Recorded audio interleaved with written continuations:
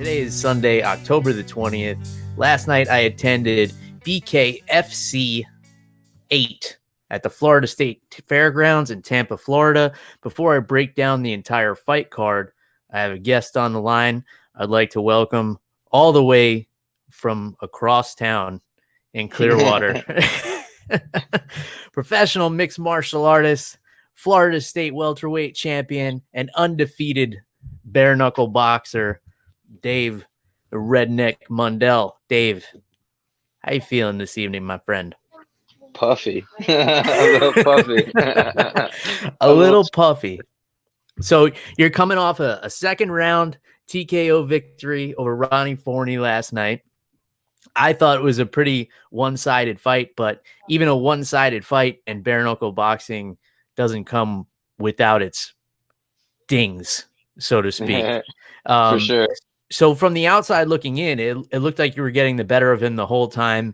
You had awesome head movement, great footwork. You were getting out of the way of a lot of shots, but without the padding on the gloves, cuts are pretty easy.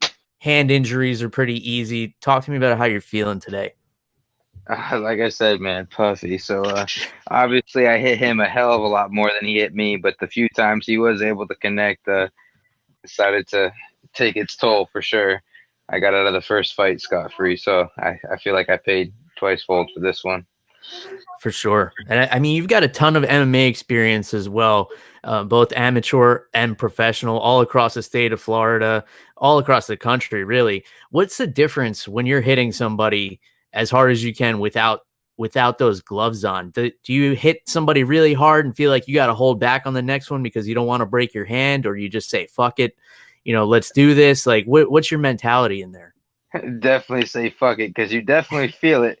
And I remember a few times looking down at my hand when I clinched up with him and like making sure it was still intact, and then saying, well, I guess we could keep throwing these. Yeah, like it's already busted. You might as well just keep flinging it at him. Yeah. Did you feel like you were going to finish him in that first round?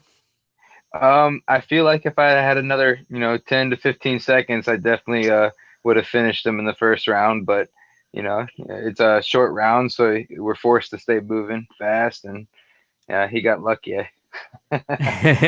Yeah, for sure. I mean, he hung in there. I thought he wasn't going to get off the stool for the second round, to tell the truth, but he got in there for a little bit longer anyway, and you got away with the finish. Now you were going for a collar tie where you kind of pulled him into an uppercut, kind of similar to what you use at BKFC 6. You like that collar tie? Is that because of the grappling background, or is that just kind of the style you feel like works for you well with the bare knuckle? I mean, I just feel it works well overall. As once I have a hold of the back of your head, I know exactly where your face is at. So you can't really slip and move. So those are all free shots.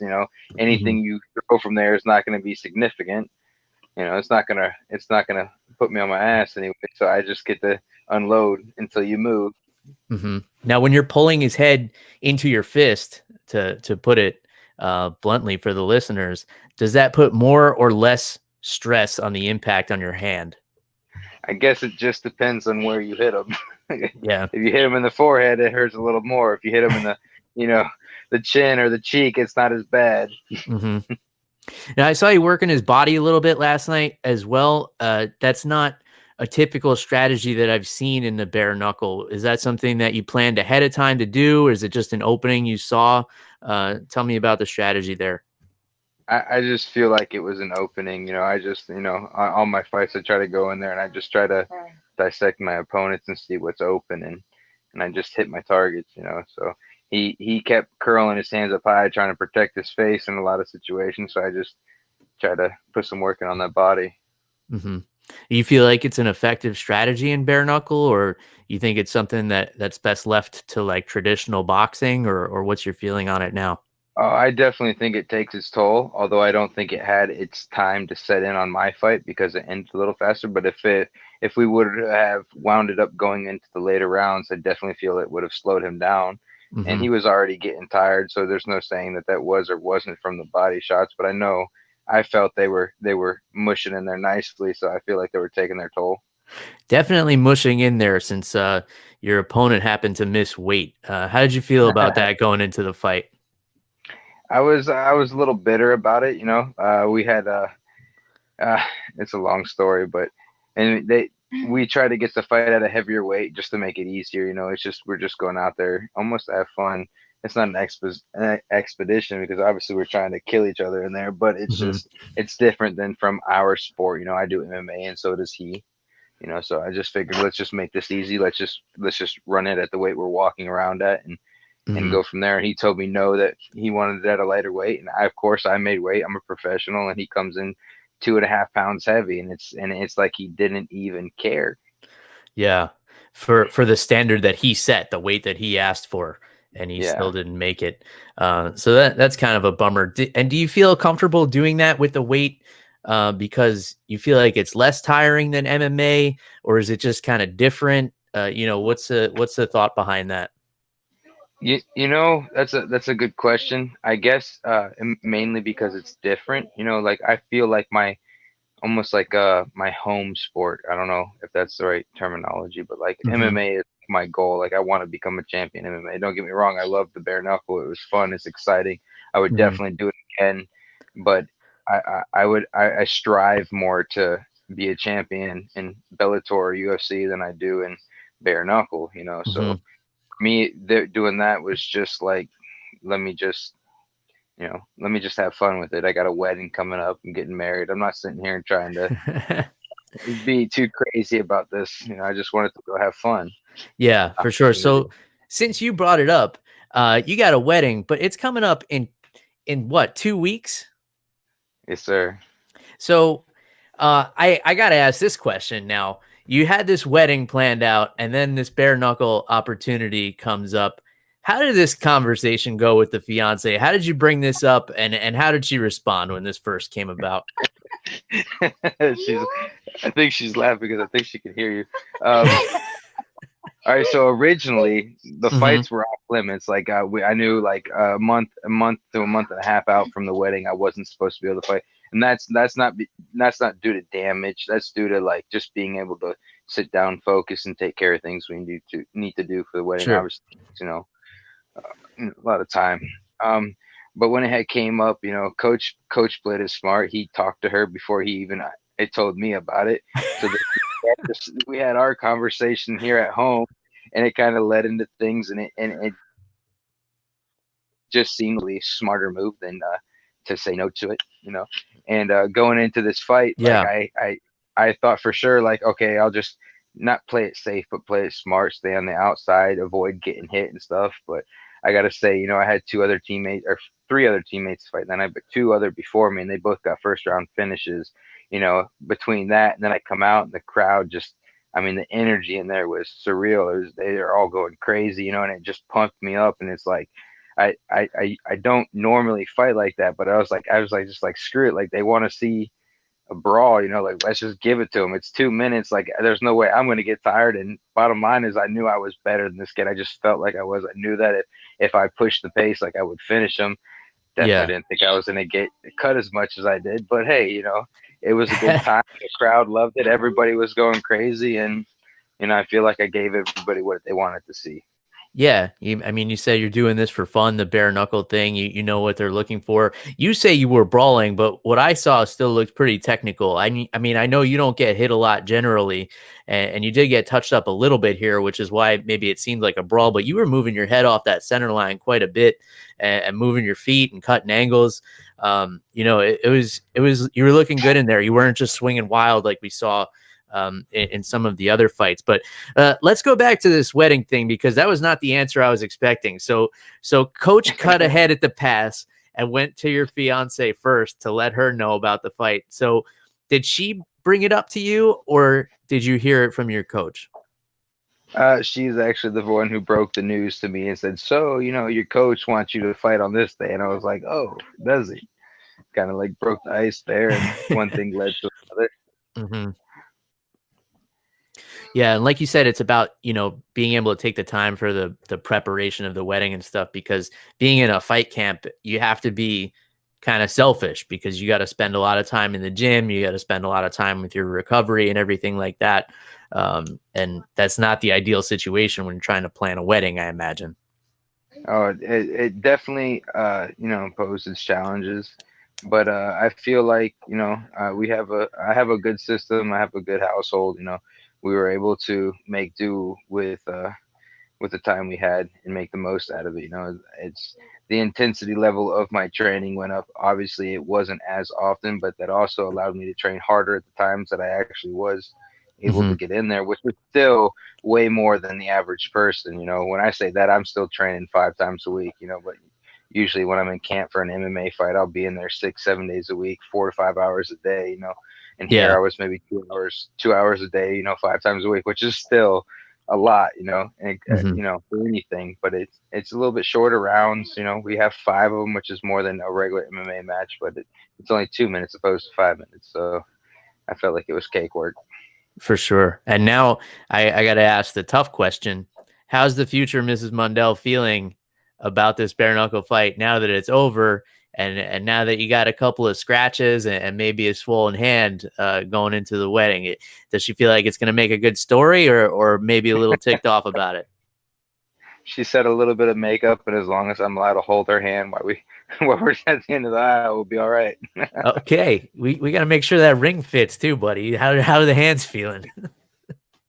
Uh, they're they're uh they're not as bad as I thought they were going to be yesterday, man. As soon as I got done with that fight, I could just feel them throbbing. But Hmm. today, I mean, they're a little poofy, but I'm still able to open and close them and do my regular things. And I wear my elastic band, you know, uh, as so it all fits though. They're my fingers themselves, or no, it's more the middle of my hand. I don't know how to explain it, but Hmm. we're good here. All right. Well, we'll just move on then. So, congratulations on the win and congratulations on the upcoming wedding and a bigger congratulations on marrying someone who's okay with you taking a bare knuckle boxing match 2 weeks before the wedding. That's a very special thing, my friend. You guys will be able to look back in a couple of years and say, honey, remember before the wedding when I fought that guy with my bare fists at the Florida State Fairgrounds? I think that's a sweet story. It's very unique. Um, what? So let's talk. Go back to the preparation for the fight. Do you do any research on your opponent because it's not like you're fighting in MMA anyway? So if they don't have a bare knuckle boxing match, is there really like any game planning involved, or are you just focused on yourself? So with this one, I go back and forth with this a lot, and I just even on regular like MMA fights, like you're supposed to study your opponent and all that stuff. But I feel like sometimes that actually does worse things for me. It gets me hung up on things I don't need to worry about. Hmm. So with the last 3 fights I've done, which I've all been boxing, bare knuckle and regular, but I've not looked up my opponent. I've maybe watched like a 15-20 second clip of them throwing like a combination just to kind of get a Hmm. feel of you know, their intensity levels, I guess. And then I let my coaches do the rest Hmm. from there and just tell me what I need to work on. And I kind of myself, I prepare for everything because I've watched video and then have went in there and somebody has completely looked completely different. So I just Hmm. go in there ready for and trust my coaches, and I do me now more than worry about what they're going to do. I don't avoid anything. I just do what I want. Right. And that's probably a better strategy in general. But I always wonder about that because it's not like you can see a lot of footage of people bare knuckle boxing. I mean, you're one of the more experienced bare knuckle boxers with 2 fights. Um, Mhm. I think the most anybody has at this point is 4 or 5, something like that. But it seems to be growing. They seem to get some bigger names involved. It looks like Vanderlei Silva and Fabricio Verdum are jumping on board. What do you feel? How do you feel about being part of an organization with names like that on it? Does that mean anything to you? Um, it's just another day, man. I feel like I feel like the promotion itself is doing what they should be doing to grow, Hmm. and so I guess being a part of it does makes me feel good that they want me, but I already feel like I belong there. Like Uh-huh. I don't take any shortcuts when I train, and I push hard, and I feel like I belong where I'm at, and actually feel like I belong on even bigger stages. And if Mhm. they happen to get there first, then so be it. But if not, then I'll get there one way or another. Yeah. So are we looking to get back into MMA? If a bare knuckle opportunity comes up in the meantime, you jumping on that, just kind of, riding the wave and seeing what comes along, or do you have a plan in mind? I don't have anything planned right now. We're kind of just, I guess you said, riding the wave. Hmm. Uh, get through with my wedding first, and then take a little bit of time off, spend time with family, and then get back on track and figure out the new schedule.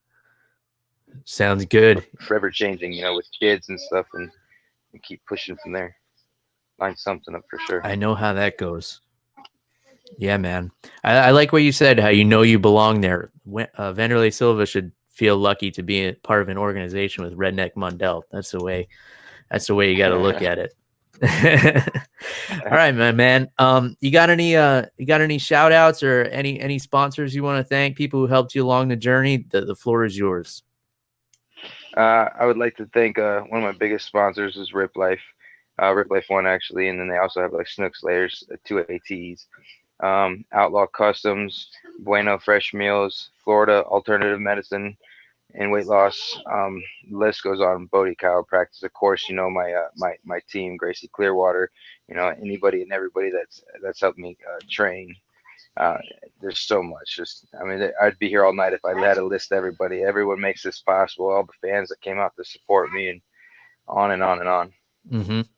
Yeah, you definitely bring out the crowd, especially in the Tampa Bay area. All right. Well, Dave, I'm going to let you go rest up. I know you probably got some, some flower arrangements or something to look at for the wedding. It's a big change of pace from fighting with your bare fists last night. But I want to thank you for taking a couple of minutes to jump on and talk about your experience last night. No problem. I also want to give a quick shout out to Legendary Tattoos as well. As you guys seen, I was repping some new ink out there, and they're always the ones printing out my banners and always making sure coming out supporting me and stuff. Awesome. Legendary Tattoos. Where are they located? Tarpon. All right. Tarpon Springs. Cool, man. Well, I'm gonna let you go pick out those flower arrangements or whatever else you got to do, and rest up. And I'll talk to you soon. All right. I appreciate it, boss. All right. Talk to you soon, brother. Take care. Easy. All right. All right. You guys heard it. David Redneck Mundell.